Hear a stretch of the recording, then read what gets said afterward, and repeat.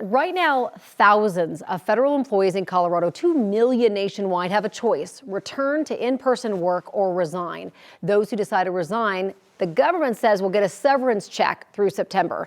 Now, a viewer reached out and asked if this is even legal. So we brought in our 9 News legal expert, Whitney Traylor. Yes. Thank you for coming in. Well, I'm happy to be here, and I have to apologize to that viewer because when you sent that to me, I just carte blanche said, oh, yeah, of course it's legal.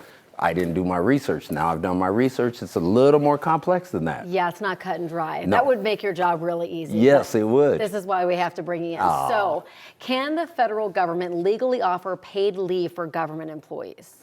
So my answer was yes, you can, but with some research, no, you can't, because there's only a budget approved through March 14th. And as we were just talking about, there's this Anti-Deficiency Act.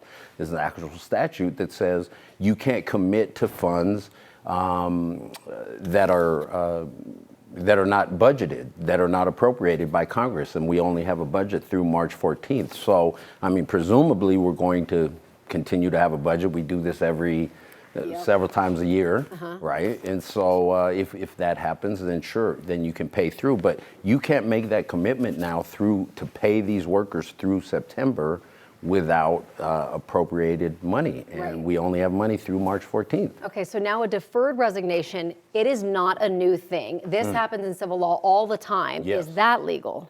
Now that's legal, and that does definitely happen in civil law. And what happens is it becomes a contract right. So as an employee, when they say, all right, we're going to pay you through this time period, they're creating this contract right, and you wouldn't go and sue on some sort of statute. You would actually sue on a breach of contract. So it does happen, and that's why I kind of had the knee-jerk reaction to say, yeah, of course it's legal, Right. but we don't have the budgeted money.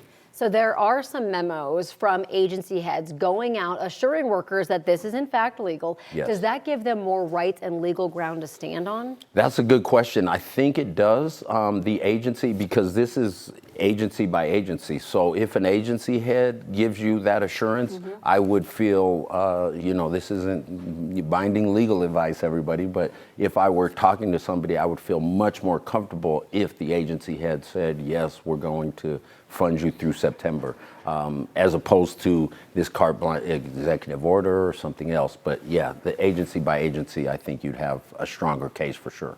So the FAQs posted to the Office of Personnel Management, and it says workers can even take a second non-government job during the deferred resignation period. Is that legal? Can they do that? Yeah, I think they can. I don't think it, moonlighting, if you will, would make it unlawful. But again, I would look to what the agency head said, and certainly that's an incentive. Is, hey, I can get paid through September and I can go get another job and get double paid. I don't think just the virtue of getting the second job makes it unlawful. But again, I would look to what my agency head actually said specifically. So why are some federal employee unions and attorneys urging government workers to not accept that offer of early resignation? Right. Well, I think the concern is that there could be a reduction in force. There could be layoffs between now and then. Right. So there's all these unknowns. You only have the funding through March. So I think that's why they're saying, look, this is not a guarantee. Yeah. So a lot can happen between now and September, where if I'm in the private sector or I'm advising somebody in the private sector, I'm going to feel a lot more comfortable saying, yeah, they've made this contract right.